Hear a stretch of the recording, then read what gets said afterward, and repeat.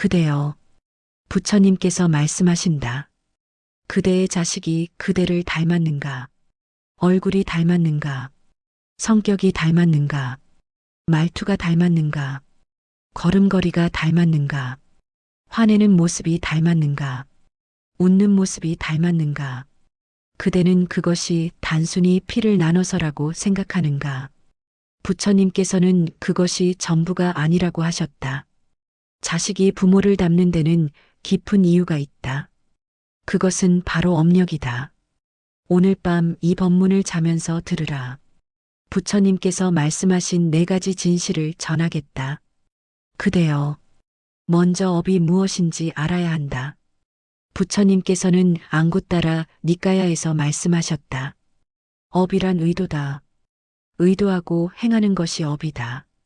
몸으로 행하고, 입으로 행하고, 마음으로 행한다. 이 3가지가 모여 업이 된다. 부처님께서는 또한 말씀하셨다. 중생은 업의 주인이다. 업의 상속자다. 업에서 태어나고, 업을 의지처로 삼는다.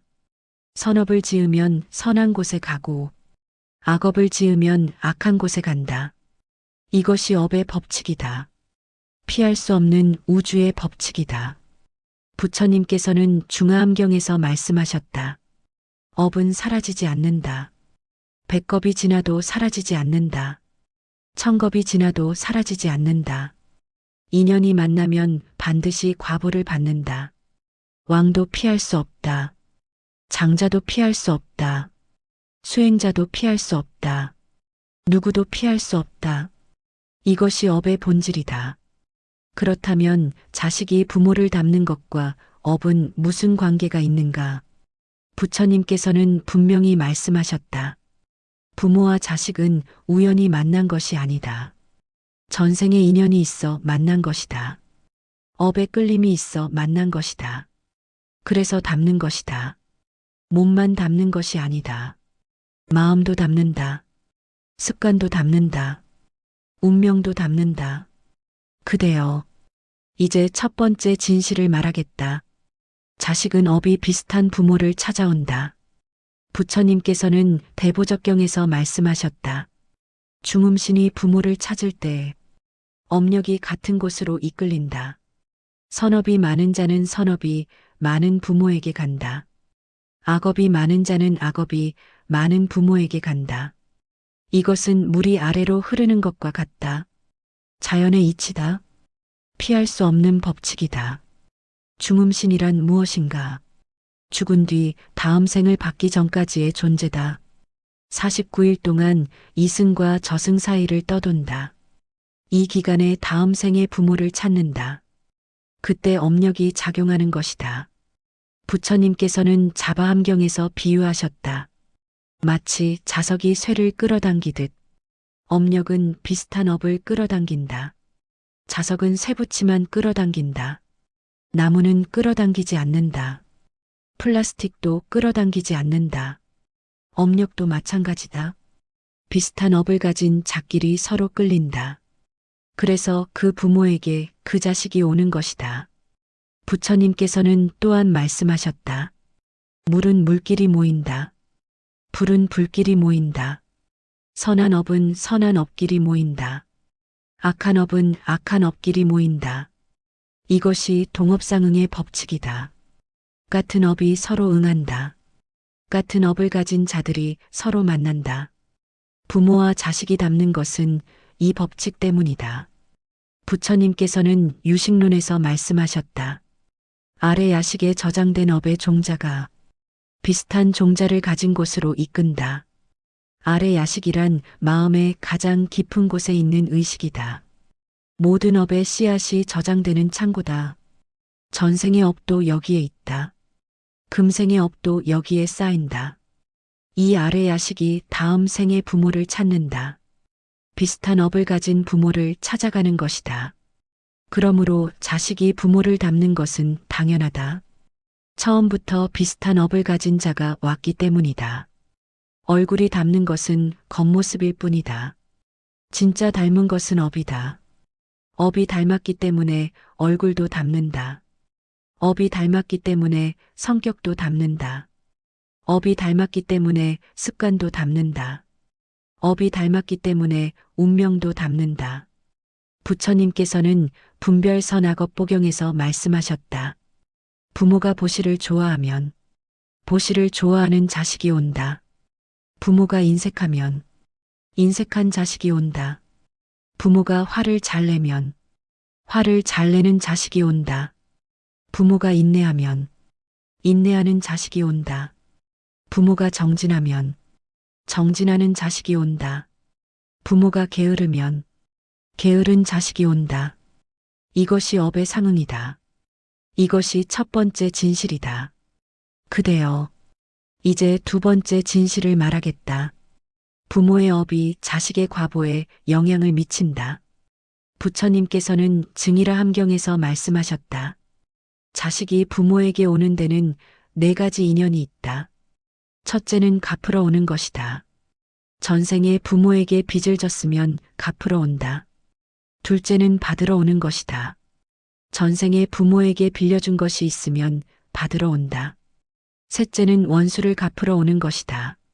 전생에 부모에게 해를 입었으면 원수를 갚으러 온다. 넷째는 은혜를 갚으러 오는 것이다. 전생에 부모에게 은혜를 입었으면 갚으러 온다. 갚으러 오는 자식은 효도하는 자식이다. 부모를 공경한다. 부모를 봉양한다. 부모가 어려울 때 돕는다. 부모가 아플 때 간호한다. 부모가 늙으면 정성껏 모신다. 이것은 전생에 부모에게 빚을 졌기 때문이다.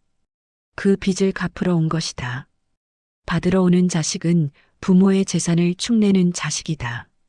부모의 돈을 가져간다. 부모의 재산을 탕진한다. 부모가 평생 모은 것을 다 써버린다. 사업한다고 돈을 가져가고 실패한다. 이것은 전생에 부모가 자식에게 빚을 졌기 때문이다. 그 빚을 받으러 온 것이다. 원수를 갚으러 오는 자식은 부모를 괴롭히는 자식이다. 부모에게 불효한다. 부모의 마음을 아프게 한다. 부모를 욕되게 한다. 부모에게 대든다. 부모를 무시한다. 이것은 전생에 부모가 자식에게 해를 끼쳤기 때문이다. 그 원수를 갚으러 온 것이다. 은혜를 갚으러 오는 자식은 부모를 빛나게 하는 자식이다. 부모의 이름을 높인다. 부모에게 영광을 안겨준다.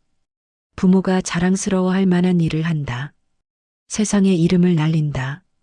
이것은 전생에 부모가 자식에게 은혜를 베풀었기 때문이다. 그 은혜를 갚으러 온 것이다. 부처님께서는 말씀하셨다.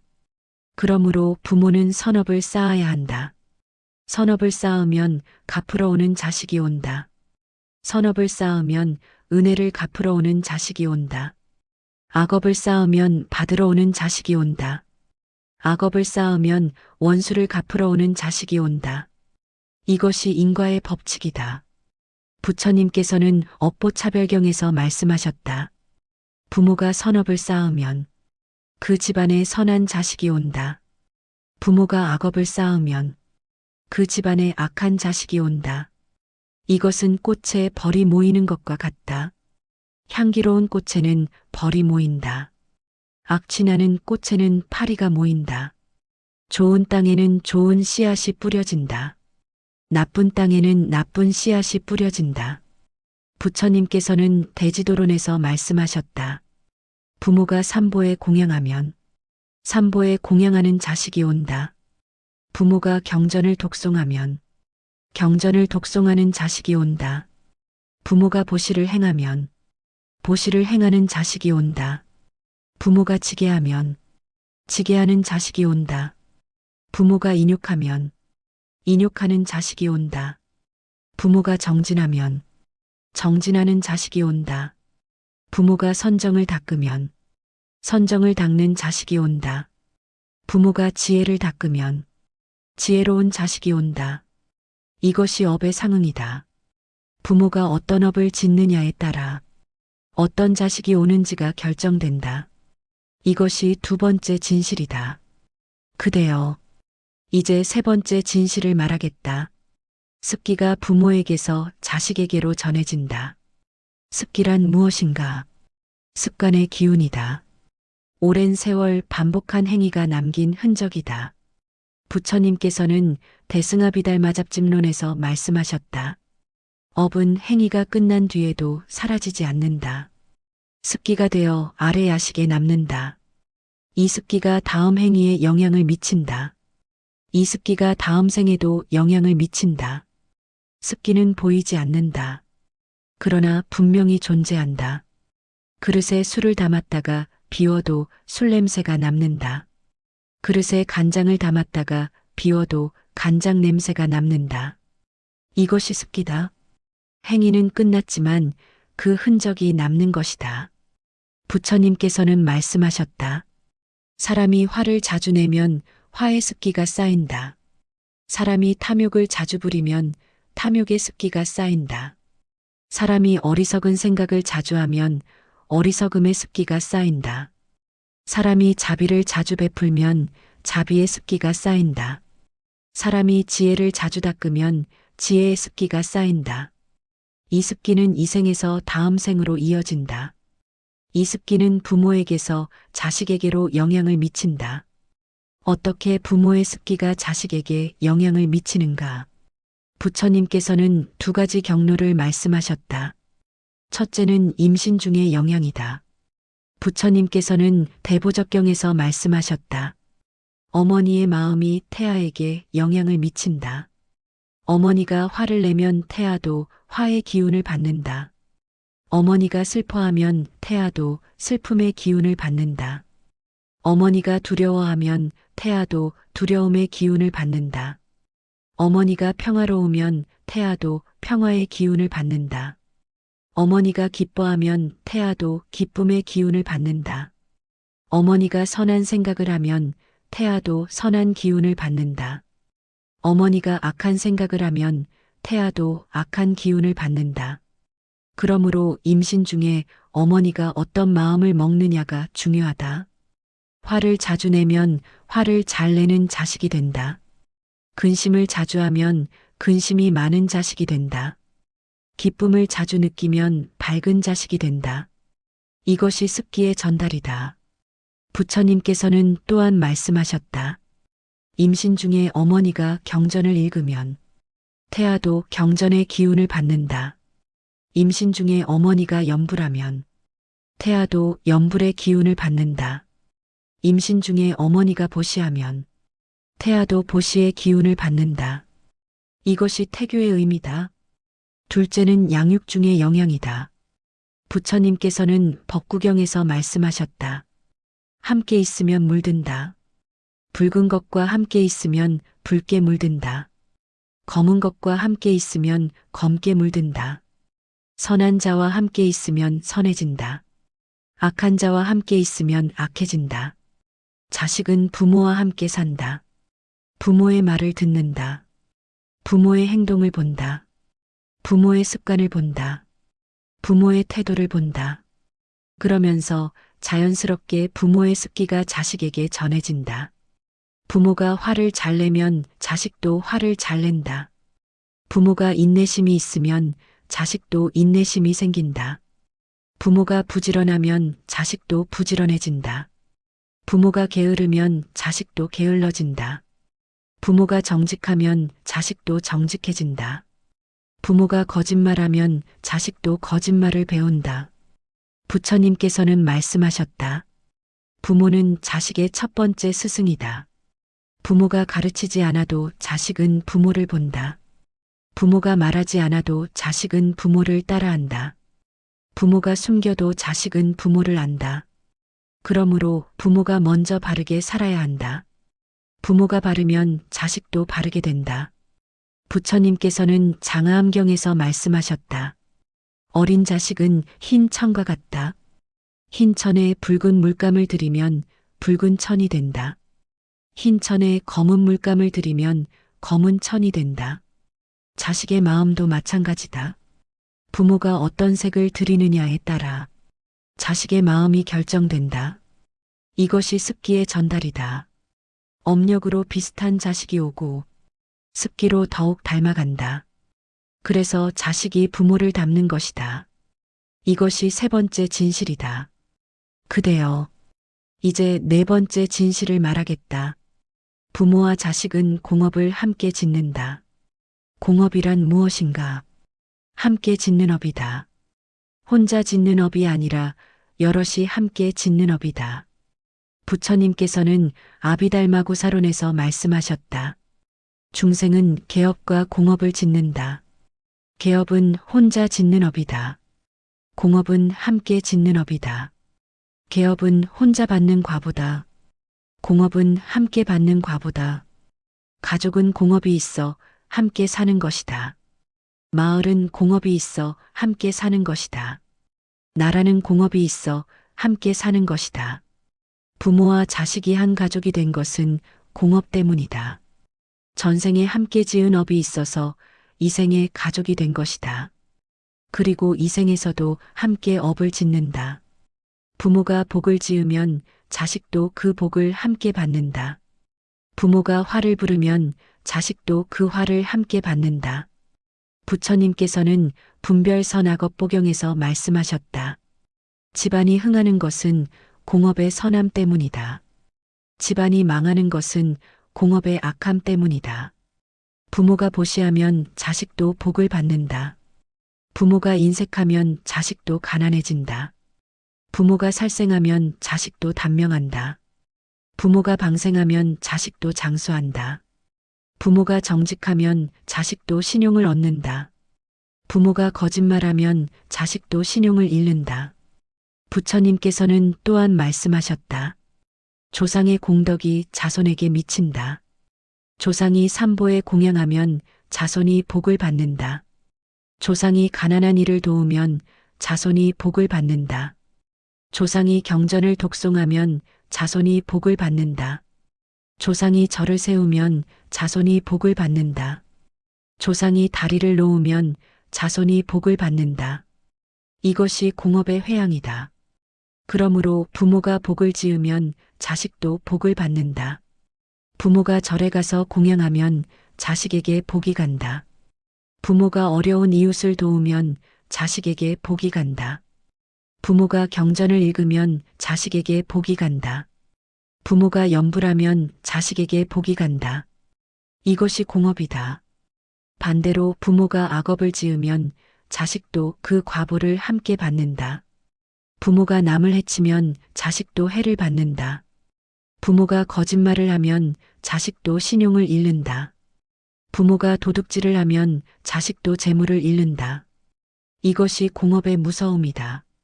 부처님께서는 경계하셨다.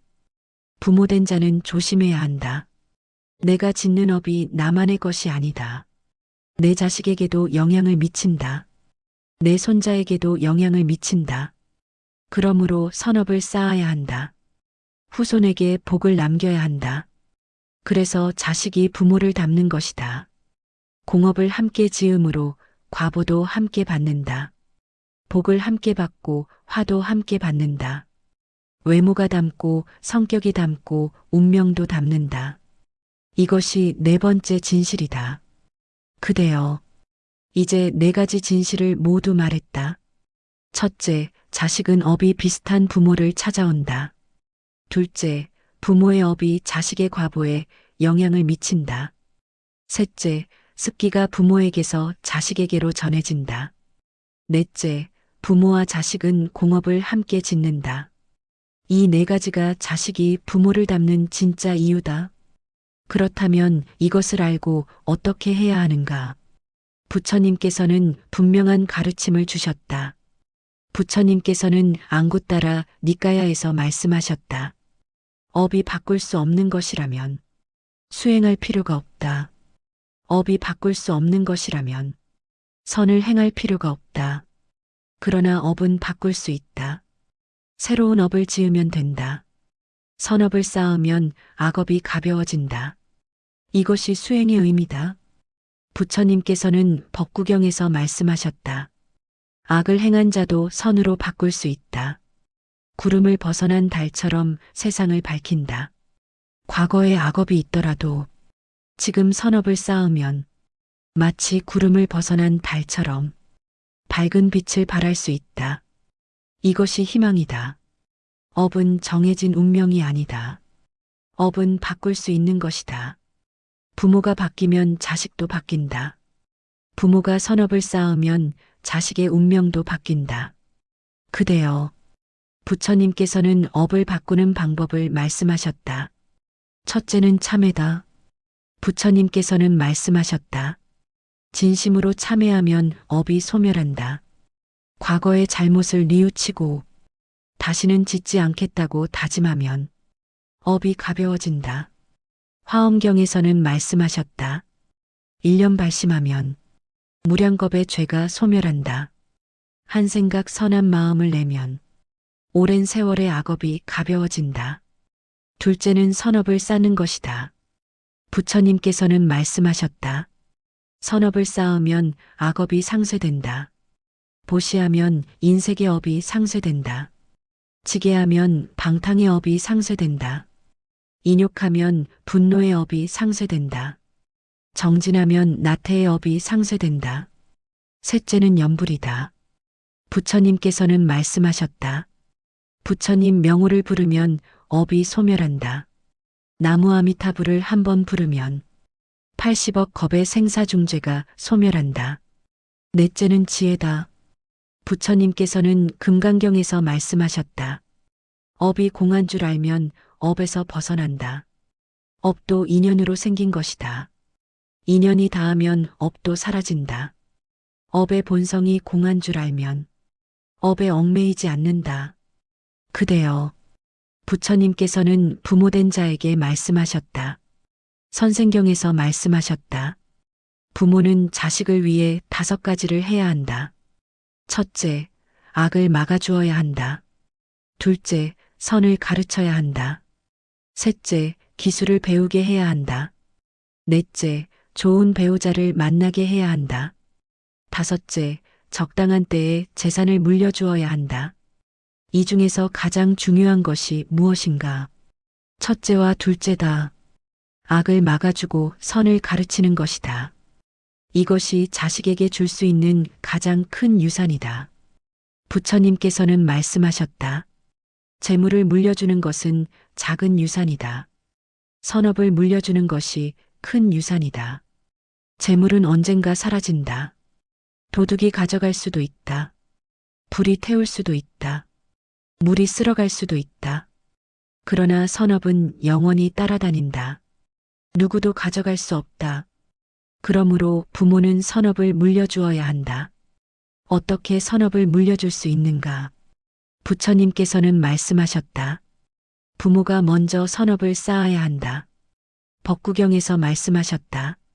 남을 가르치려면 먼저 자신을 닦아야 한다. 남을 바로잡으려면 먼저 자신을 바로잡아야 한다. 자신을 닦은 자라야 남을 닦을 수 있다. 자식에게 선을 가르치려면 부모가 먼저 선을 행해야 한다. 부모가 보시하면 자식도 보시를 배운다. 부모가 정직하면 자식도 정직을 배운다. 부모가 인내하면 자식도 인내를 배운다. 부모가 수행하면 자식도 수행을 배운다. 부처님께서는 또한 말씀하셨다. 자식과 함께 선업을 쌓아라. 우람분경에서 말씀하셨다. 부모와 자식이 함께 삼보에 귀의하라. 부모와 자식이 함께 공양하라. 부모와 자식이 함께 보시하라. 그러면 그 공덕이 배가 된다. 자식과 함께 절에 가라. 자식과 함께 기도하라. 자식과 함께 어려운 이웃을 도우라. 그러면 공업의 공덕이 쌓인다. 부모에게도 복이 오고 자식에게도 복이 온다. 그대여, 부처님께서는 자식된 자에게도 말씀하셨다. 부모를 원망하지 마라. 부모의 나쁜 점을 물려받았다고 탓하지 마라. 그것은 그대의 전생업이기도 하다.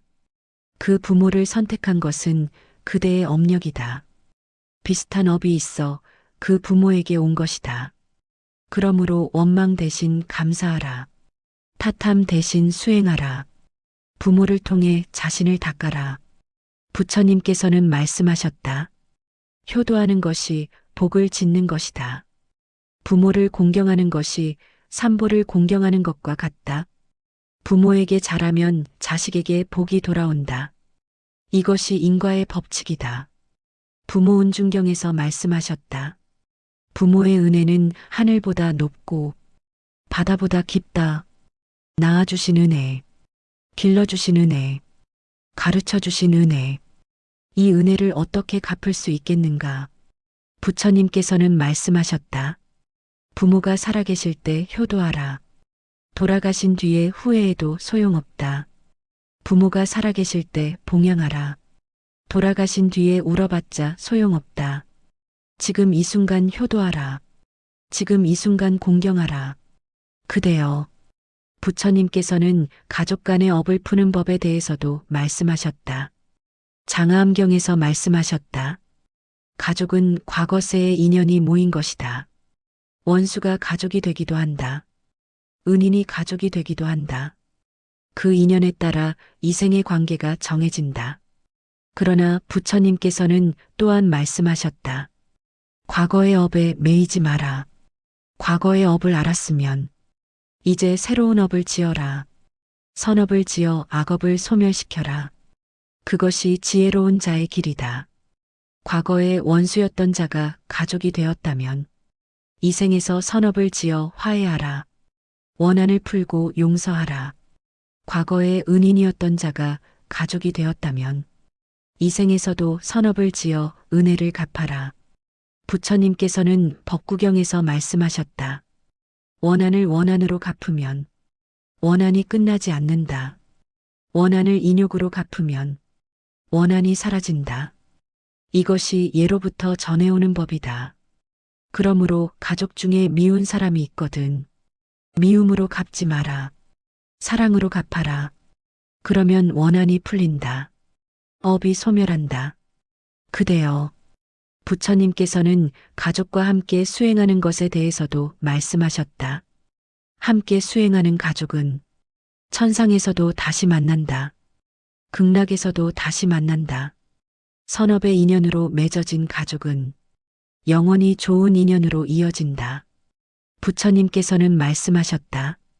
부모가 자식을 불법에 인도하면 그것이 최고의 효도를 받는 것이다. 자식이 부모를 불법에 인도하면 그것이 최고의 효도를 하는 것이다. 함께 불법을 만나 함께 수행하고 함께 해탈하는 것. 이것이 부모와 자식의 가장 높은 인연이다. 그대여. 부처님께서는 마지막으로 이렇게 말씀하셨다. 업은 사슬이 아니다. 업은 씨앗이다. 씨앗은 심기에 따라 열매가 달라진다. 좋은 땅에 심으면 좋은 열매가 난다. 좋은 마음에 심으면 좋은 과보가 난다. 그러므로 두려워하지 마라. 낙담하지 마라. 절망하지 마라. 지금 이 순간부터 선업을 심어라. 지금 이 순간부터 마음을 닦아라. 그러면 업이 바뀐다. 운명이 바뀐다. 그대도 바뀌고 가족도 바뀌고 자손도 바뀐다. 법화경에서 말씀하셨다. 일체 중생이 성불한다. 부모도 성불할 수 있다. 자식도 성불할 수 있다. 업력이 있어도 성불할 수 있다. 악업이 있어도 성불할 수 있다. 참회하고 수행하면 성불할 수 있다. 부처님께서는 말씀하셨다. 진흙에서 연꽃이 핀다. 맑은 물에서는 연꽃이 피지 않는다. 번뇌가 있어야 보리가 있다. 업이 있어야 해탈이 있다. 그러므로 업을 피하려 하지 마라. 업을 직시하라. 업을 닦아라. 그러면 업이 깨달음이 된다. 그대여. 부처님께서는 업의 종류에 대해 더 말씀하셨다. 아비달마구사론에서 말씀하셨다. 업에는 신업, 구업, 의업이 있다. 신업은 몸으로 짓는 업이다. 구업은 입으로 짓는 업이다. 의업은 마음으로 짓는 업이다. 이 세 가지 업이 부모에게서 자식에게로 영향을 미친다. 신업이란 무엇인가? 몸으로 짓는 업이다. 살생하는 것이 신업이다. 도둑질하는 것이 신업이다. 사음하는 것이 신업이다. 이 세 가지 악한 신업이 있고 불살생, 불투도, 불사음의 선한 신업이 있다. 부모가 살생을 좋아하면 살생을 좋아하는 자식이 온다. 부모가 불살생을 지키면 불살생을 지키는 자식이 온다. 부모가 도둑질을 하면 도둑질하는 자식이 온다. 부모가 정직하면 정직한 자식이 온다. 구업이란 무엇인가? 입으로 짓는 업이다. 거짓말하는 것이 구업이다. 이간질하는 것이 구업이다. 악한 말하는 것이 구업이다. 꾸며대는 말하는 것이 구업이다. 이 네 가지 악한 구업이 있고 불망어, 불양설, 불악구, 불기어의 선한 구업이 있다. 부모가 거짓말을 자주 하면 거짓말하는 자식이 온다.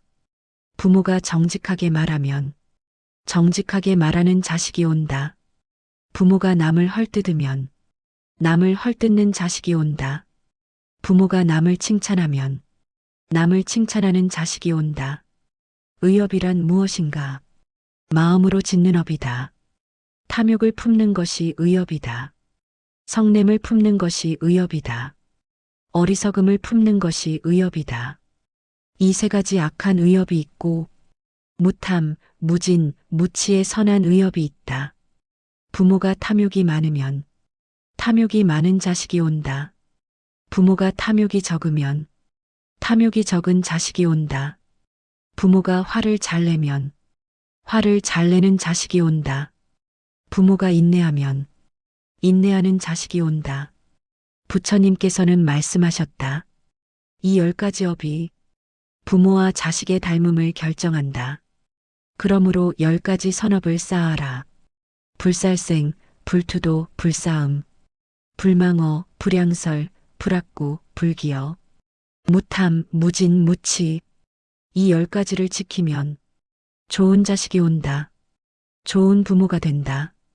그대여, 부처님께서는 업의 과보가 나타나는 시기에 대해서도 말씀하셨다. 중화암경에서 말씀하셨다.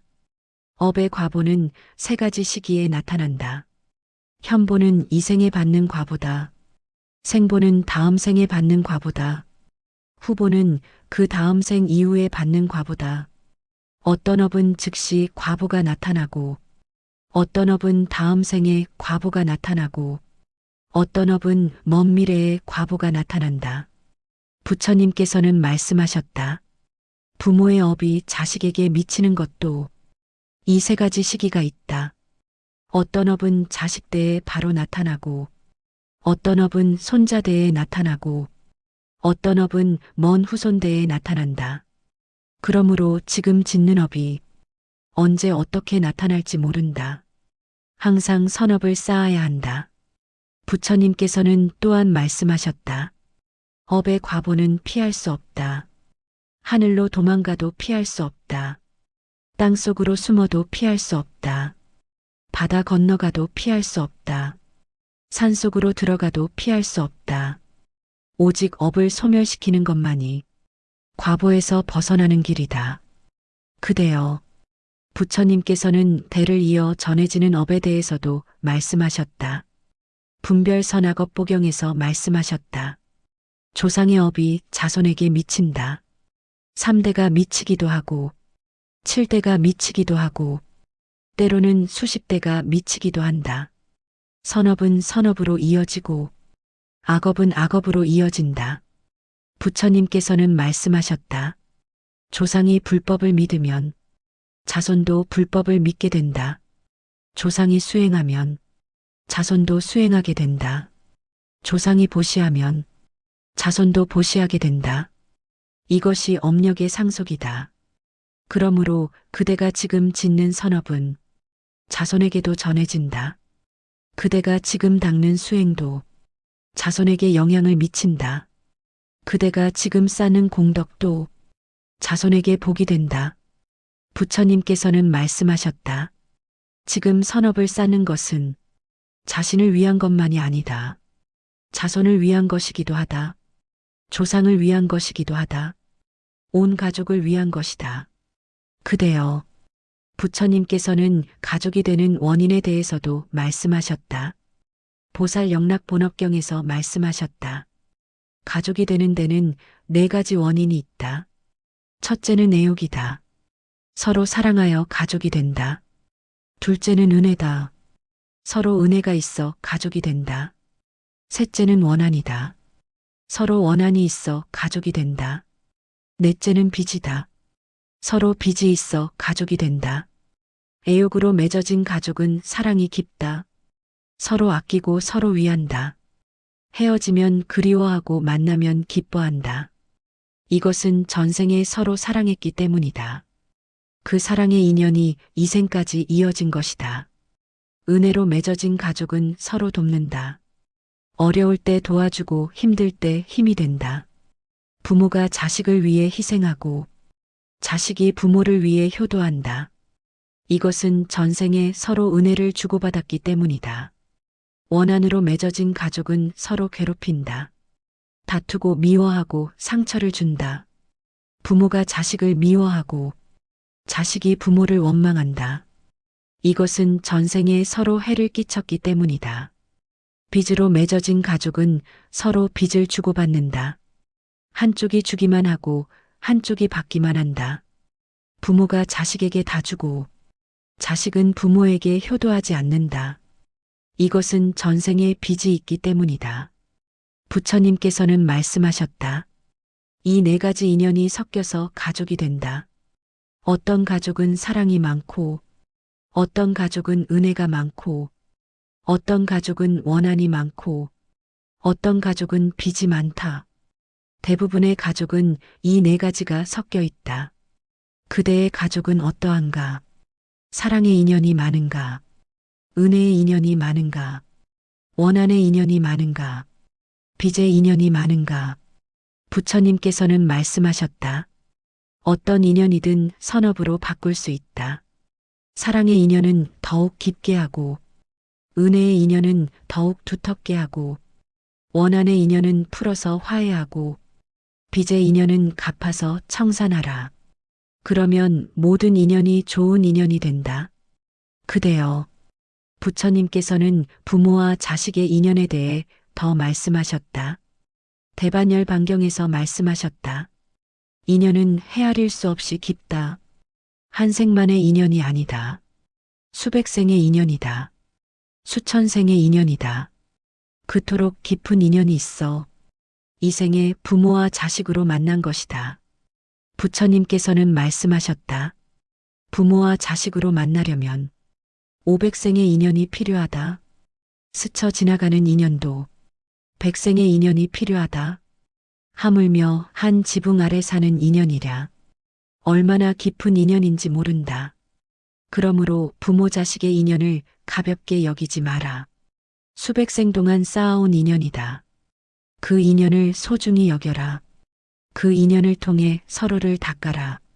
부처님께서는 본생경에서 수많은 전생 이야기를 전해주셨다. 전생의 부모였던 자가 이 생의 자식이 되기도 한다. 전생의 자식이었던 자가 이 생의 부모가 되기도 한다. 전생의 부부였던 자가 이 생의 부모 자식이 되기도 한다. 이렇게 역할이 바뀌며 인연이 이어지는 것이다. 그러므로 자식을 함부로 대하지 마라.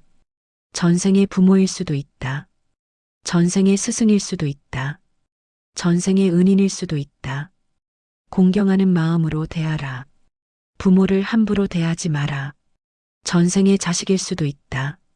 전생의 제자일 수도 있다. 전생의 친구일 수도 있다. 공경하는 마음으로 대하라. 부처님께서는 말씀하셨다. 모든 중생은 전생의 부모였던 자다. 모든 중생은 전생의 자식이었던 자다. 그러므로 모든 중생을 부모처럼 여기고 모든 중생을 자식처럼 여겨라. 이것이 대자대비의 마음이다. 그대여, 부처님께서는 선업을 쌓는 구체적인 방법에 대해서도 말씀하셨다. 대지도론에서 말씀하셨다. 선업에는 세 가지 복전이 있다. 첫째는 경전복전이다. 둘째는 은전복전이다. 셋째는 비전복전이다. 경전복전이란 무엇인가? 부처님과 보살과 성인을 공경하여 짓는 복이다. 부처님께 절하면 복이 된다. 부처님께 공양하면 복이 된다. 경전을 읽으면 복이 된다. 경전을 베꼈으면 복이 된다. 이것이 경전복전이다. 은전복전이란 무엇인가? 은혜를 입은 이에게 보답하여 짓는 복이다. 부모에게 효도하면 복이 된다. 스승에게 공경하면 복이 된다. 은인에게 보답하면 복이 된다. 이것이 은전복전이다. 비전복전이란 무엇인가? 가난하고 어려운 이를 도와짓는 복이다. 배고픈 이에게 먹을 것을 주면 복이 된다. 목마른 이에게 마실 것을 주면 복이 된다. 헐벗은 이에게 입을 것을 주면 복이 된다. 병든 이에게 약을 주면 복이 된다. 외로운 이에게 위로를 주면 복이 된다. 이것이 비전복전이다. 부처님께서는 말씀하셨다. 이 세 가지 복전 중에서 비전복전이 가장 크다. 가난한 이를 돕는 것이 가장 큰 복을 짓는 것이다. 왜냐하면 부처님과 보살은 이미 복이 원만하시어 우리의 공양이 필요 없으시다. 그러나 가난한 이는 우리의 도움이 절실하다. 절실한 이를 돕는 것이 가장 큰 복이 된다. 그러므로 가난한 이를 도우라. 어려운 이웃을 도우라. 병든 이를 돌보라. 외로운 이를 위로하라. 그것이 가장 큰 복을 짓는 것이다. 그 복이 자식에게도 전해진다.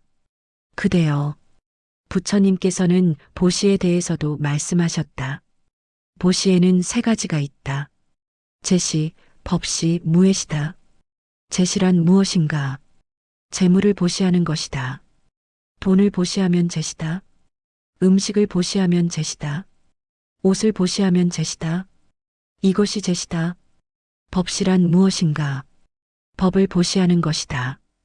불법을 가르치면 법시다. 경전을 전하면 법시다. 수행법을 알려주면 법시다. 이것이 법시다. 무예시란 무엇인가? 두려움을 없애주는 것이다. 위험에서 구해주면 무예시다. 걱정을 덜어주면 무예시다. 안심시켜주면 무예시다. 이것이 무예시다. 부처님께서는 말씀하셨다. 이 세 가지 보시 중에서 법시가 가장 크다. 재물을 주면 일시적으로 돕는다. 두려움을 없애주면 잠시 동안 돕는다. 그러나 법을 주면 영원히 돕는다. 법을 알면 스스로 복을 짓게 된다. 법을 알면 스스로 고통에서 벗어난다. 그러므로 법시가 가장 크다. 자식에게 재물을 물려주는 것보다 자식에게 법을 물려주는 것이 낫다. 자식에게 불법을 알려주라. 자식에게 인과를 알려주라. 자식에게 수행을 알려주라. 그것이 가장 큰 유산이다. 그대여, 부처님께서는 지게의 공덕에 대해서도 말씀하셨다. 사분율에서 말씀하셨다. 지게하면 5가지 공덕이 있다. 첫째, 원하는 것을 얻는다. 지게하면 하는 일이 잘 된다. 둘째, 재물이 늘어난다. 지게하면 재물을 잃지 않는다. 셋째, 명성이 퍼진다. 지게하면 사람들이 존경한다. 넷째, 대중 앞에 당당하다. 지게하면 떳떳하다. 다섯째, 죽어서 좋은 곳에 간다. 지게하면 천상에 태어난다. 지게란 무엇인가? 계율을 지키는 것이다. 5가지 계율이 있다. 불살생, 죽이지 않는 것이다. 불투도, 훔치지 않는 것이다. 불싸움, 음란하지 않는 것이다. 불망어, 거짓말하지 않는 것이다. 불음주, 술 마시지 않는 것이다. 이 5가지 계율을 지키면 5가지 공덕이 있다. 원하는 것을 얻고, 재물이 늘어나고, 명성이 퍼지고, 당당하게 살고, 좋은 곳에 태어난다. 부모가 지게하면 자식도 복을 받는다. 부모가 불살생을 지키면 자식이 장수한다. 부모가 불투도를 지키면 자식이 부유해진다. 부모가 불싸움을 지키면 자식이 화목하다. 부모가 불망어를 지키면 자식이 신용을 얻는다. 부모가 불음주를 지키면 자식이 지혜롭다. 그대여, 부처님께서는 인욕의 공덕에 대해서도 말씀하셨다. 대지도론에서 말씀하셨다. 인욕하면 5가지 공덕이 있다. 첫째, 화가 적어진다. 참을수록 화가 적어진다. 둘째, 후회가 없다. 참으면 나중에 후회하지 않는다. 셋째, 대중이 존경한다. 참는 사람을 사람들이 존경한다. 넷째, 악한 곳에 떨어지지 않는다. 참으면 악도에 가지 않는다. 다섯째, 몸이 편안하다. 참으면 마음이 편안하고 몸도 편안하다. 인욕이란 무엇인가? 참는 것이다. 분노를 참는 것이다. 욕됨을 참는 것이다. 고통을 참는 것이다. 부처님께서는 말씀하셨다. 인욕은 수행의 근본이다. 인욕 없이는 수행이 안 된다. 인욕 없이는 깨달음이 없다. 그러므로 참아야 한다. 참고 또 참아야 한다. 부모가 인욕하면 자식도 복을 받는다. 부모가 화를 참으면 자식도 화를 참게 된다. 부모가 어려움을 참으면 자식도 어려움을 참게 된다. 인욕의 습기가 자식에게 전해지는 것이다. 그대여, 부처님께서는 정진의 공덕에 대해서도 말씀하셨다. 대지도론에서 말씀하셨다. 정진하면 5가지 공덕이 있다. 첫째, 하는 일이 성취된다. 열심히 하면 이루어진다. 둘째, 두려움이 없다. 열심히 준비하면 두렵지 않다. 셋째, 후회가 없다. 최선을 다하면 후회가 없다. 넷째, 대중이 칭찬한다. 열심히 사는 사람을 칭찬한다. 다섯째, 도를 이룬다. 정진하면 깨달음에 이른다. 정진이란 무엇인가? 노력하는 것이다. 쉬지 않고 노력하는 것이다. 포기하지 않고 노력하는 것이다. 선을 향해 노력하는 것이다. 부처님께서는 말씀하셨다. 정진은 성공의 비결이다. 세상의 성공도 정진으로 이루고 출세간의 성공도 정진으로 이룬다. 정진 없이는 아무것도 이룰 수 없다. 부모가 정진하면 자식도 복을 받는다. 부모가 부지런하면 자식도 부지런해진다. 부모가 노력하면 자식도 노력하게 된다. 정진의 습기가 자식에게 전해지는 것이다.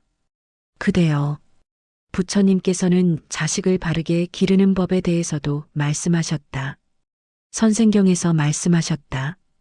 자식을 기를 때 4가지를 피해야 한다. 첫째, 너무 칭찬만 하지 마라. 칭찬만 하면 교만해진다.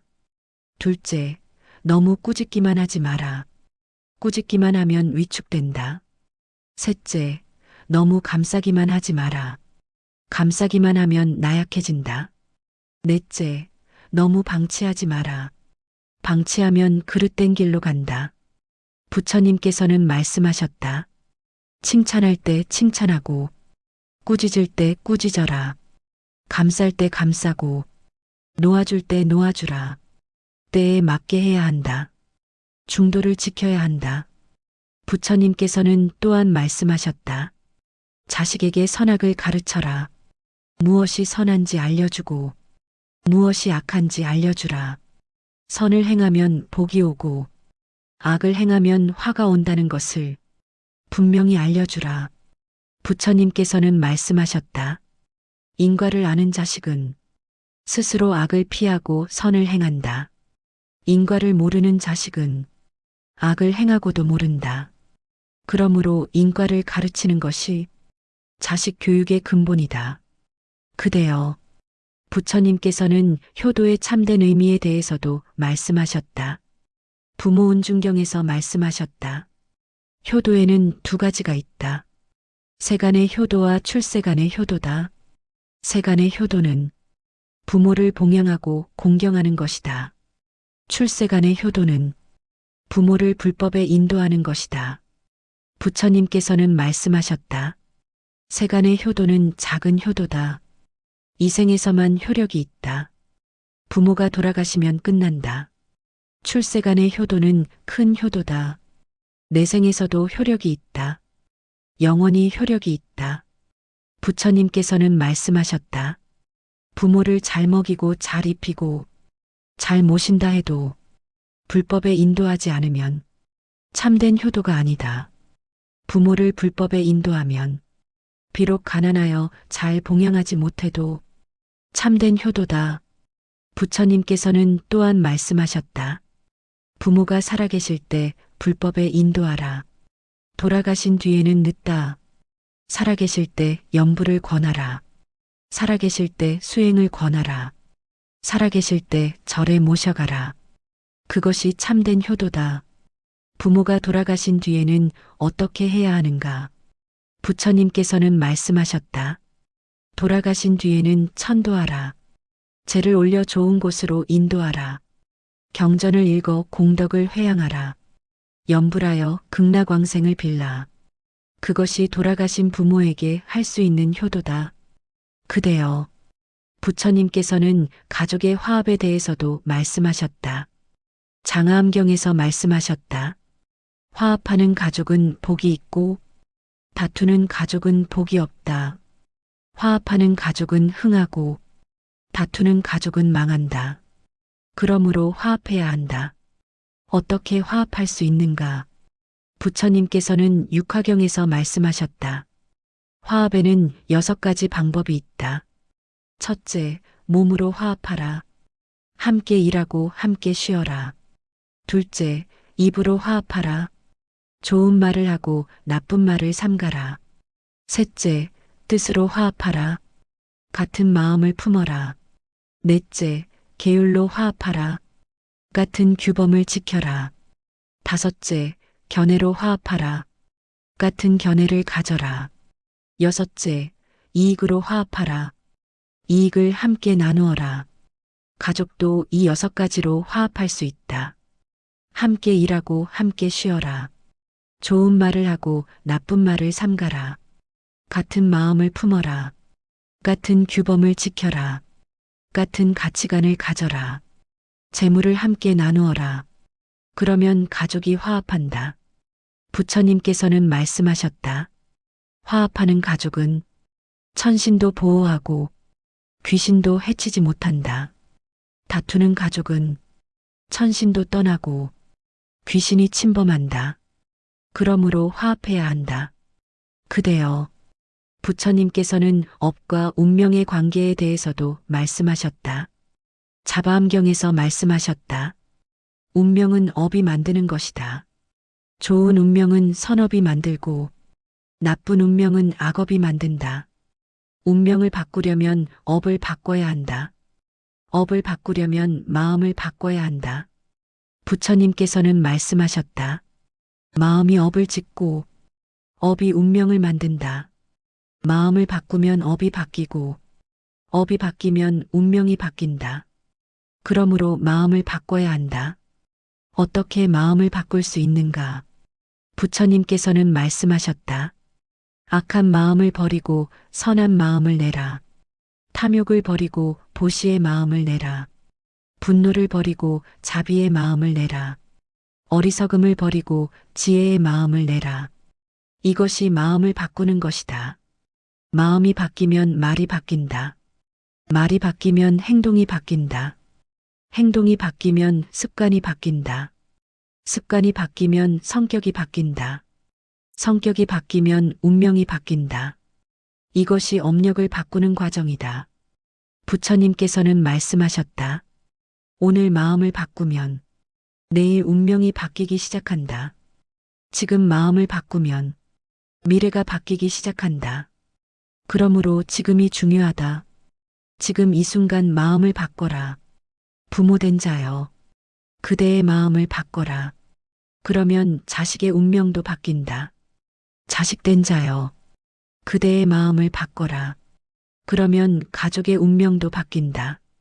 부처님께서는 말씀하셨다. 한 사람이 바뀌면 가족이 바뀐다. 가족이 바뀌면 마을이 바뀐다. 마을이 바뀌면 나라가 바뀐다. 그러므로 한 사람의 변화가 중요하다. 그대의 변화가 중요하다. 그대여. 부처님께서는 자식이 부모를 닮는 것에 대해 최종적으로 말씀하셨다. 법화경에서 말씀하셨다. 닮음에는 두 가지가 있다. 겉모습이 닮는 것과 속마음이 닮는 것이다. 겉모습이 닮는 것은 작은 닮음이고 속마음이 닮는 것은 큰 닮음이다. 업력으로 닮는 것은 작은 닮음이고 수행으로 닮는 것은 큰 닮음이다. 부처님께서는 말씀하셨다. 부처님을 닮아라.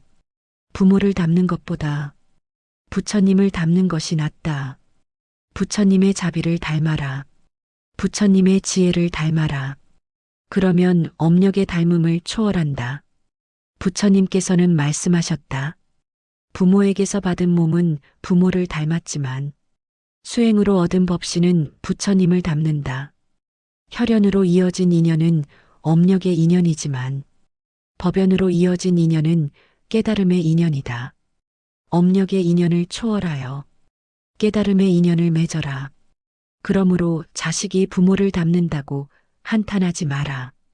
부모의 나쁜 점을 닮았다고 탄식하지 마라. 지금부터 부처님을 닮으면 된다. 지금부터 수행하면 된다. 그러면 업력의 닮음을 초월한다. 깨달음의 닮음을 얻는다.